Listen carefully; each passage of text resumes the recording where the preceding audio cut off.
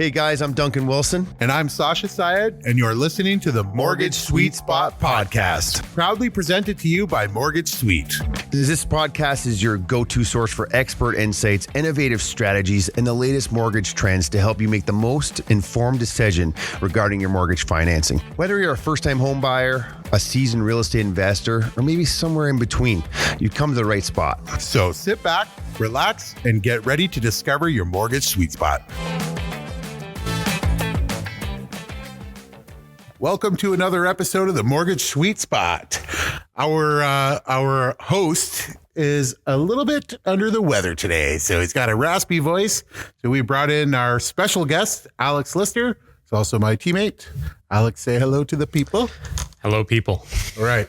Today, we're going to talk about, is it a good time to buy a home right now? It's a pretty hot topic, I think. We're hearing a lot of people asking all these questions about rates and house prices and that. So we're going to talk about that today. A few main things we're going to touch on is current market overview, pros and cons of buying now, and expert insights with our special guest, Alex. So let's take it away. Let's talk about the current market overview. What are you seeing right now, Alex? Well, all in all, it's definitely a bit of a cooled market compared to years past, as a number of factors are affecting the economy in Windsor. A couple highlights being unemployment rates up, so people have a little bit less cash available to them. In my conversations with Equifax and sometimes collections agencies, there's a lot of increase in default for debt, all in all. So it's just a bit of a tougher time, especially with rising house costs, rising inflation across the board with groceries and everything else under the sun. There's just fewer dollars floating around to buy up new property, to make these new large investments and take out these large loans, especially with a lot of people anticipating that their current rate is likely going to be renewing a lot higher than what they're used to. Yeah. Yep. Yeah. We're seeing still probably half of these mortgages that were done in 2020 and 2021 and that going to be coming due. About 70% from now till the end of 2026 are going to be coming up for renewal. And a lot of those are low rates at 1.5% coming in potentially, 1.5 to 2.5%, all renewing at, who knows from now to 2026, but likely 4.5 to 5.5%. That's kind of the range we're at right now. Yeah.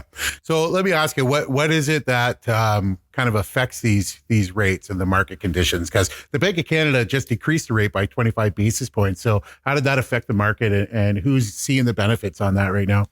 Yeah, so there's a bit of a misconception where rates come from. And there's two main mortgage styles. There's a fixed rate mortgage where your payment and your interest rate is going to be fixed throughout the course of your term. And then there's variable or adjustable rate mortgages where you fluctuate up and down with the Bank of Canada overnight benchmark rate.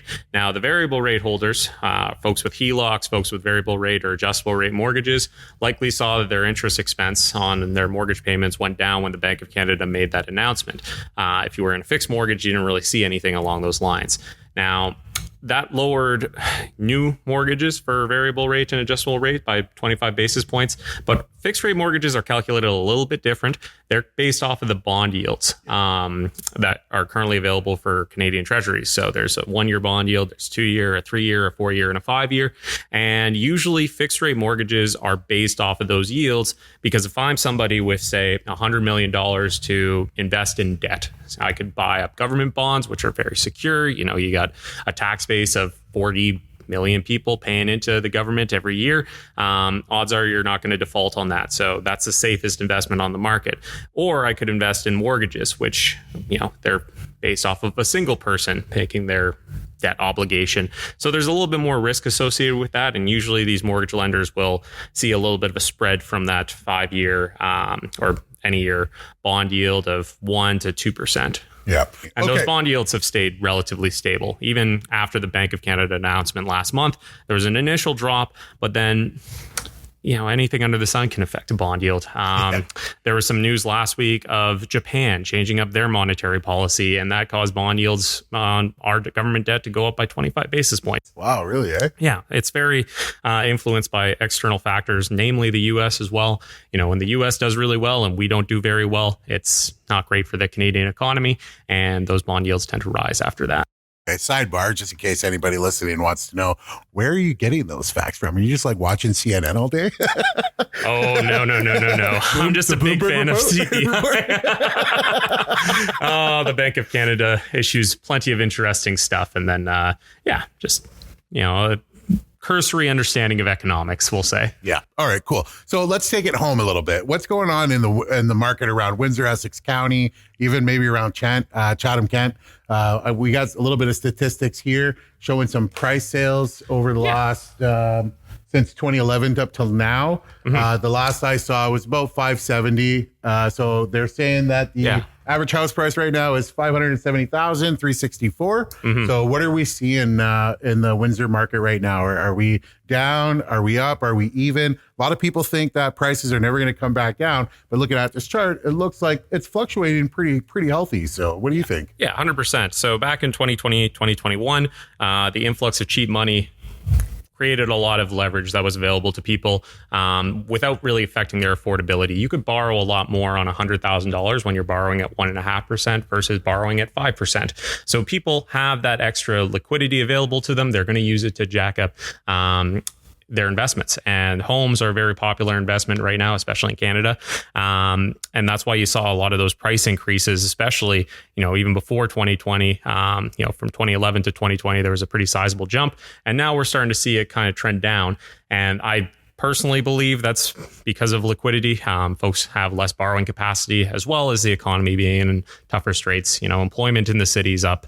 I believe it's at a Canada high of 9.1% right now, which hurts, the everyday's consumer ability to make these mortgage payments, to make their rent payments. If you're a real estate investor and you're trying to buy up rental properties in the city, you might have a tougher time finding, your tenants making those rent payments, especially with rent going up month over month, year over year across the board. Yeah, that's like a bunch of investors buying income properties on these homes that sold for way over in these bidding wars. And now they got to account for that mortgage payment into rental cost, right? Yeah, it's tough because I don't know many real estate investors who really want to squeeze out their tenants, especially if they're good tenants. But it is a business, and if the asset you're invested in isn't generating the yield and the rate of return that you're hoping for, you got to find ways to cover your rump in that sense.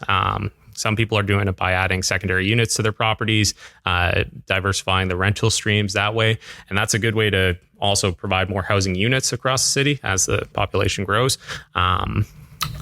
But yeah, there's just a lot of factors involved in it. And I mean, even looking at the mean to the median price. So, that 570 figure, that's the straight average. So that's accounting for all the outliers on the pricing from the low side to the high side. The median price is actually closer to 520. And that's a bit of a true middle ground as far as statistic goes for the average price. Yeah. Do you think house prices will ever go back to, where you used to be able to buy a raised ranch for like $350? 4-bedroom, finished basement? Probably not. No, eh? No. Yeah. Unfortunately, that's not how assets tend to work. Barring, total economic collapse.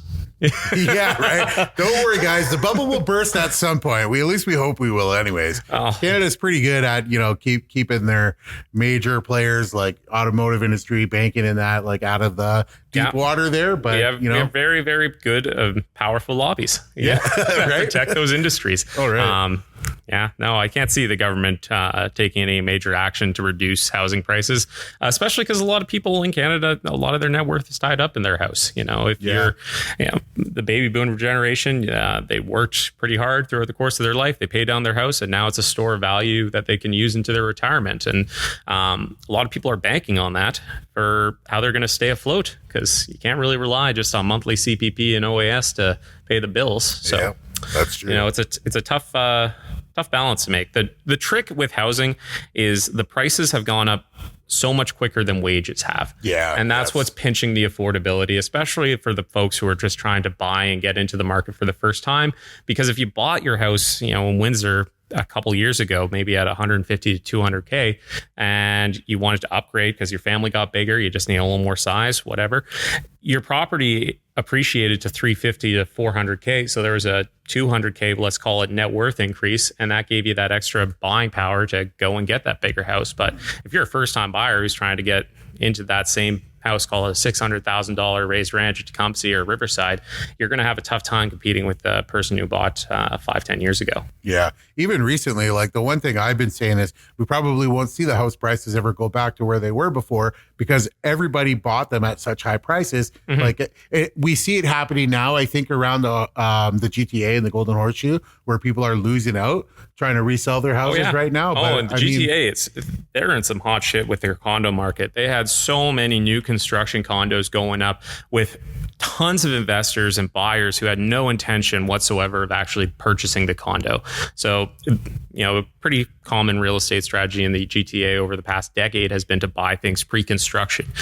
Get in early. Say a condo developer needs to sell 150 of their units before they get the financing from the bank to build a condo unit. So they issue them all out at $300K a condo. And as they move throughout the project, because it's going to be a 5-6 year build, the value of that condo increases as they move closer to completion. So a lot of people were playing that margin saying, well, I bought this pre-contract at $300,000, but now we're 3 years into the contract. I've dumped a little bit of money. The condo's worth $450. And then they assign that $450 condo to a new buyer who's maybe the end user. Maybe they're just going to wait it out and try and assign it at the end, but they've made their $150K spread off of that investment. Now, what's happening right now is the condo values are going down. So they bought it pre-construction at $300,000, call it, and it's sitting at $300,000, but they never actually did the numbers to see if they could afford this. There was never any intention of getting that loan to purchase this condo, and stuff's sitting. The Toronto market, we don't have the stats on us right now, but the listings are through the roof. Nothing's moving. Yeah. Bringing it back to Windsor, the sales to new listing ratio is just over 40%. And that tells me it's a buyer's market. For those who don't know, that's just a percentage of how many sales there are versus the new listings going up. So right now there's 40% of the sales per new listings going up. And that means there's more listings going up month over month than there are sales on the market. Yeah. Now, anything from 0 to 40, that's a buyer's market. That means that there's plenty of listings going up for all the buyers to scoop up. They can take their time, throw in the conditions, throw in, their protections, underbid.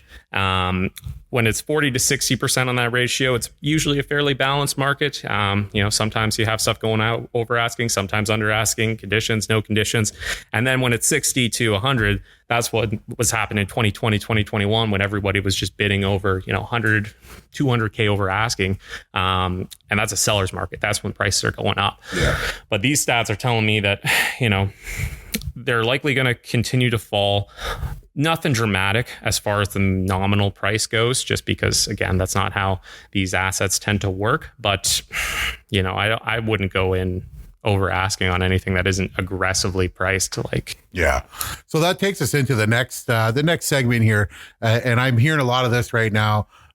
Pros and cons for of buying right now. So a lot of people are asking me, is it a good time to buy? And I mean, looking at the numbers, it looks like it, but you hear that famous saying, you date the rate and you marry the home.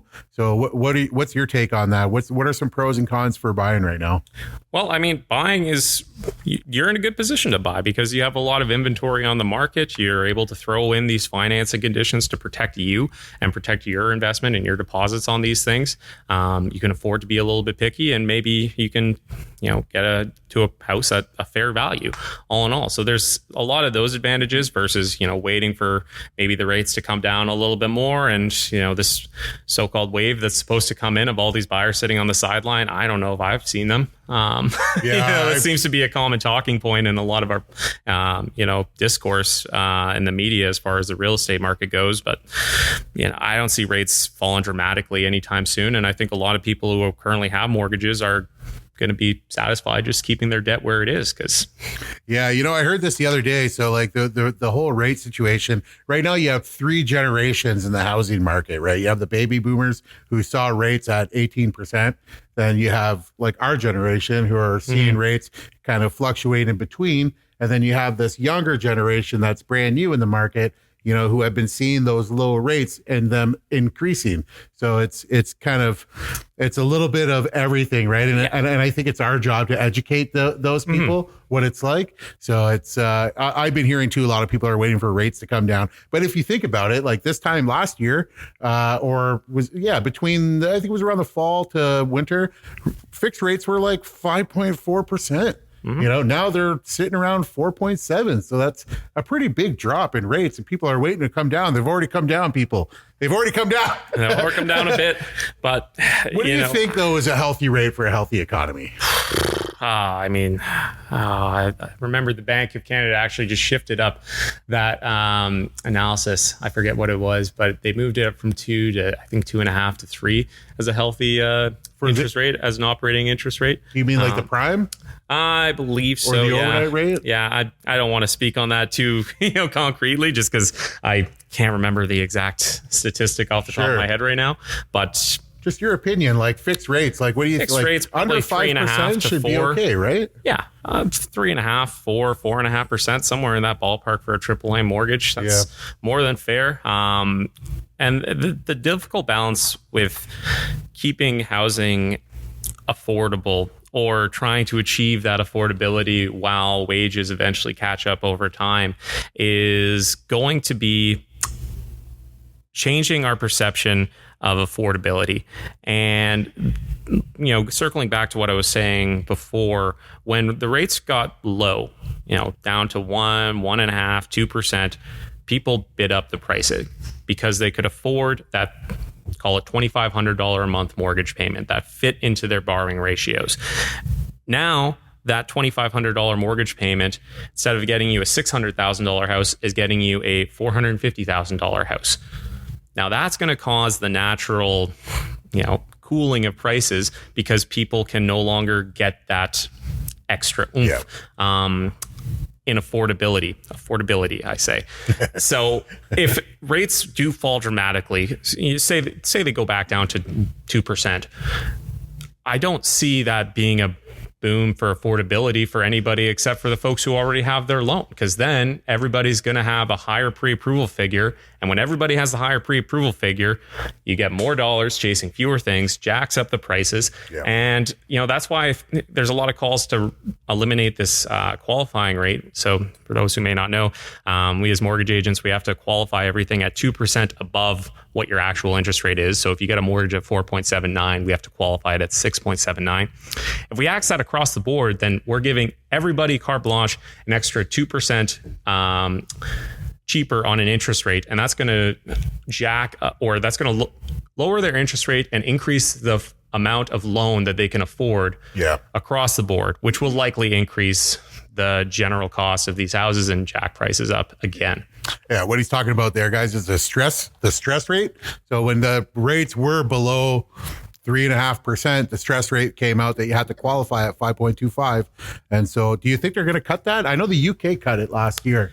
So there's talk in this new mortgage charter that just came out a couple of months back where switches, people who already have mortgages are able to transfer into a different lender without that qualifying rate being factored in, which makes sense because it is their current debt. They should have the option to test the market so that they're not pigeonholed into maybe a renewal with their current lender that's not at the prime rate because they don't have any other options.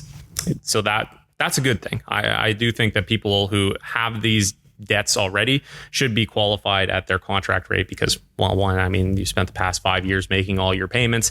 Two, it gives you more flexibility to choose better products and get into a better mortgage for yourself. But it's a delicate balance because if you jack it out for the buyers on the market, then it's going to cause that increase in prices and, a pseudo increase in affordability where people are maybe paying a little bit less in interest, but they're going to be paying more in principal repayments because they've taken out an extra $100,000 of loan. Sure. So when we're talking about, waiting or getting into the market now, I mean, clearly some risks that people can face are like price increases once everybody's able to borrow money again. But what are some other challenges or risks for people that are just waiting and watching the market on the sideline? It comes back to an expression. Sometimes time in the market is better than timing the market. So Heard that one the other day too for the first time. That was pretty good. yeah. And all in all, if you're playing this in the long-term sense where you have a 20 to 25 year time horizon for your repayment, a minor change in your buying price isn't going to impact things too far down the road. And if it gets you into the house that you want and the house that you see yourself staying in for a long time or raising your family in, and it checks off all your boxes, then, go for it. Maybe you do have to get a little bit more aggressive. Maybe you're not getting the absolute best price possible, but you just might not have the same opportunity to buy that house down the road if things do start to heat up again and start to see buyers return onto the scene and gobble up these listings at a quicker rate than they are right now. Yeah. Okay. Let's jump into the third segment here with the expert insights with our special guest. Yeah. All of that was fugazi. Yeah, No expert advice. You're doing some pretty good segues though into the next stuff. So we're talking about strategies for navigating this current market and important factors to consider when deciding to buy. What are some tips or advice that you have for people that are doing this, navigating and that stuff? Well, and I think this is where defaulting to a good real estate agent is important too, because while I spend all my time looking at stats and being a weird numbers nerd behind the scene for mortgages, I'm not actually out there in the market and seeing, the differences in a 2-bedroom bungalow versus a 3-bedroom raised ranch and area to area to area. So talk to a professional who really knows what they're talking about, and they can help identify value on the market, identify houses that maybe are underlisted, and maybe that's something that you go in over asking. Big thing though, if you don't have a concrete pre-approval, and what I mean by concrete pre-approval is you've talked to a mortgage professional, maybe it's us, maybe it's your bank, prefer it would be us. Yeah, it's us. And you give us your documents. You give us everything up front, and we know for certain what your mortgage application is going to look like. Then I can be confident giving you a pre-approval. But it's happened a couple times this year where folks have a pre-approval with another lender that they really just executed themselves by filling out an online form, and the income in there was wrong, or the credit wasn't quite where they thought it was, and their pre-approval was fugate. It just wasn't worth anything. Yeah. They went and they used it to buy a house, and then they found out, we actually can only afford a house that's $50,000 under what we asked. So now we have to find another $50,000 out of our pockets. I don't know anybody who's doing that on a first time purchase. So discussing in depth your mortgage application prior to going and making offers is really important. And if you're not doing that, condition of financing. Yes, put 100%. it in everything, please.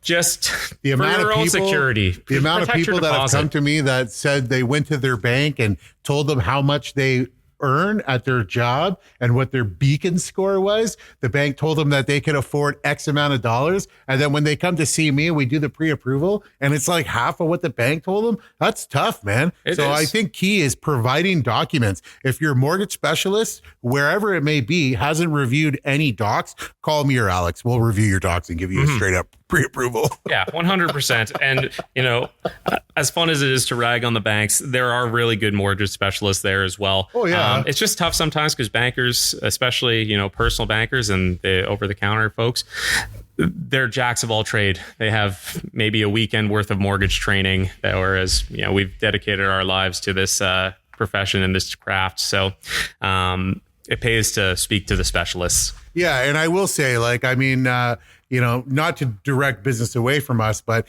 sometimes if you go to your banking institution that you've been with them for a long time, they might be able to do something a little different for you than what we can do because we're subjected to guidelines with the lenders we're signed up with. But those big banks, they have their own guidelines. So I've seen it a couple of times in the last few years since I've been doing it where people went back to their institution and they were given a little bit more than what I was able to give them. And just for that fact, because they have all their banking there, they have their history there. So it's definitely worth to check your bank. Yeah, 100%. Weigh out all your options. Good stuff. Well, we like to think we're a little more fun. So we're just coming to the end here. We're going to wrap it up. So we're looking at some comparisons here, looking back at previous years. I think we touched on this, comparing current market conditions to recent years. We touched on that, the trends and changes. We touched on that and discuss how changes impact the decision to buy now. I'm pretty sure we touched on that too. So is there anything you want to recap or anything that maybe we missed you think is important that should be tossed in there? Yeah, I mean, end of the day, I think the most important thing when you're getting a large mortgage and getting this large loan is that you can afford it. There's all kinds of creative ways where folks can get bigger loans and more borrowing capacity. But if it's not fitting into your overall financial plan and you're going to be throwing 55% of your gross monthly income to repay this loan, then it puts you at a precarious spot. Especially if, after you got your mortgage, you got a car payment or, kids come into play and they can be expensive. You just want to make sure that when you're going out and you're buying, you're finding something, A, that suits your needs, and B, that fits your financial plan in the long term. And there might have to be a little bit of compromise and all of that to find that happy median. But that's why you talk to your professionals. That's why you talk to your financial advisor. You talk to us. You talk to your realtors. And you do find that happy compromise, because it is a significant part of the Canadian dream to own your house. It's a great saving vehicle. And I recommend everybody make an attempt to get into something along those lines. But it's got to be the right situation in the right position. Because if it's not, you can chain yourself down pretty good. Absolutely. So just to finish off with the weather report, whether it's a good time to buy or whether it's not, your opinion? It depends. Depends on your situation. Everybody's a little bit different. If you find your dream house and you're able to get in there and get it at a good price, get it at a fair price, then pursue. But if not, and if you're not too sure you're going to be able to make your mortgage payment or it's going to put you in a tough position, maybe hold off. There you go. And with that, we will conclude this beautiful episode. And just to give an announcement to our special guest here, who recently got his mortgage broker license. So yay for him. He's our newest broker in the office. Thank you. So if you need any advice, you can come and see myself, or you can come and see the brand new broker in the office, Alex Lister. You give us a call anytime. Sure, all of our contacts are in the description. Thanks for tuning in. Killer. Thanks, Sasha. Appreciate it.